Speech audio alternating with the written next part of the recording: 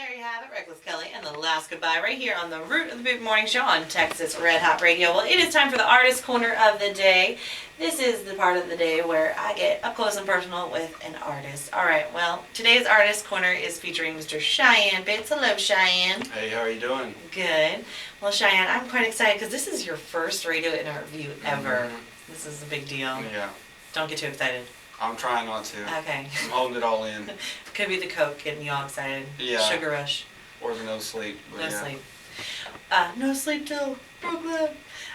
Well, this is quite exciting because so the whole point of the Root of the Boot Morning Show is you go back to the root of what makes you the person you are as to why you create the music you do. So we go back to the very beginning. So you're born and raised. Were you born and raised in Vernon? Yes, ma'am. Nice.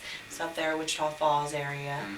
And so growing up, what were you into? Like, sports? No, not so many sports. I was really into being outside a lot and just being a normal kid. You could do that back then. Yeah. And other than that, just annoying my brothers and sisters. And, right. I've had, life experiences and stuff that, I don't know, but really I just kind of hung out and did what normal kids do. Right. Now, your parents growing up, did they influence you in music? Actually, no. My mom always sang, she sang in the car, but kind of under her breath. Mm-hmm. And, I was I thought she could sing good, but she never really did it, and my dad has no musical abilities at all. Now, what did they listen to? Country. They listen to pretty much country and, a little bit of other stuff, but, just top 40 stuff. Okay. So, when was it that you decided, well, maybe I want to pick up a guitar?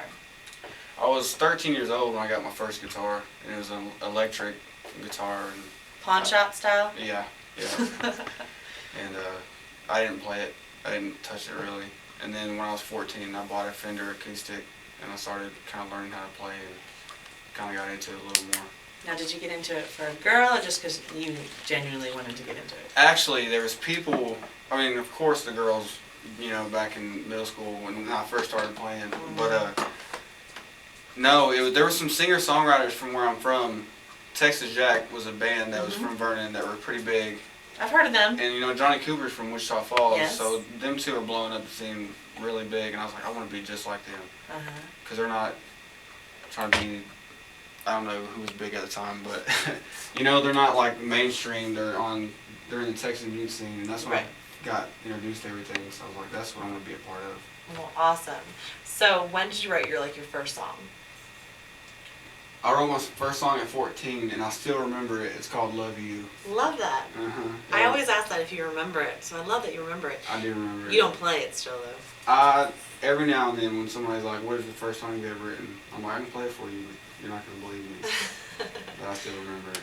Well, why don't you play us a song, but don't play the first song. We'll put you under pressure like that. But why don't you play us a song, let the listeners hear what I love about you.